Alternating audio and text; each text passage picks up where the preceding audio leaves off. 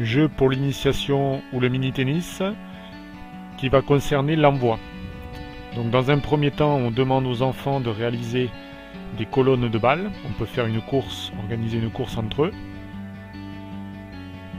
Et donc on aligne autant de colonnes que d'enfants. Ensuite, si là par exemple on travaille l'envoi en revers, on vérifie qu'au niveau du geste, sur le plan technique, les consignes sont respectées. Et si c'est le cas, on peut lancer le jeu. On va donner aux enfants un objectif, outre celui concernant l'aspect technique, de réussite. Alors ça peut être tout simplement de passer la balle au-dessus du filet, ou de l'envoyer dans une zone plus précise. Si l'élève remplit l'objectif, comme c'est le cas de la joueuse au premier rang, il va aller récupérer 2 balles dans une ou plusieurs des autres rangées. Ces 2 balles récupérées, il pourra les ramener pour sa propre rangée, ou comme ici, les poser dans une ou plusieurs des autres rangées. On voit que la joueuse a posé les balles et revient à sa rangée. Si l'élève a raté son envoi, comme c'est le cas ici, tout simplement, il recommence en prenant une balle de sa rangée. Sur un plan pratique, pour des raisons de sécurité, les balles qui sont récupérées dans les autres rangées sont ramassées en fin de colonne et également reposées en fin de colonne de manière à ne pas prendre de coups de raquette.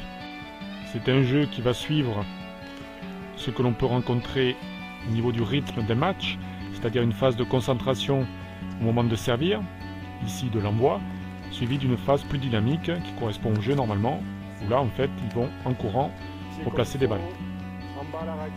Sur le plan stratégique, cela va donner une chance à tous les enfants de remporter l'exercice, indépendamment de leur niveau de jeu, puisqu'en fait, il n'y aura qu'un seul vainqueur, celui qui aura la rangée de balles la plus grande à la fin de l'exercice, c'est-à-dire quand un des enfants n'aura plus de balles sur sa propre rangée.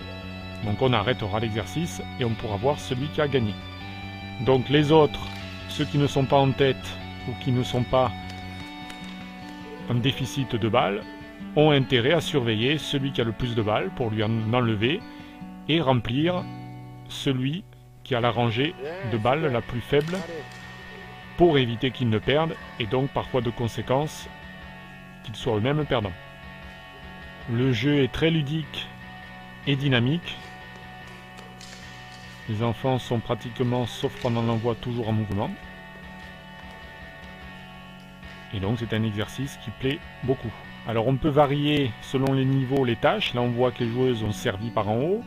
La joueuse à droite, elle, on lui propose de servir par en bas en coup droit.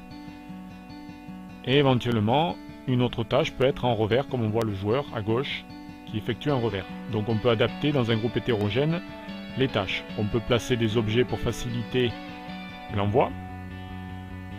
Au fur et à mesure de l'avancée du jeu, la taille des rangées diminue jusqu'au moment où quelqu'un n'aura plus de balles dans sa rangée. Là c'est le cas de la joueuse qui n'a plus de balles. À ce moment-là, on stoppe l'exercice pour procéder au comptage des points et voir celui qui est en tête. C'est pas elle qui a perdu, c'est tous ceux qui ont moins que celui qui en a le plus. On demande donc aux enfants de compter leurs balles. Tu comptes. Allez, vous comptez vos balles. Et chacun donc va pouvoir donner son score. Et ainsi on pourra désigner celui qui a remporté l'exercice.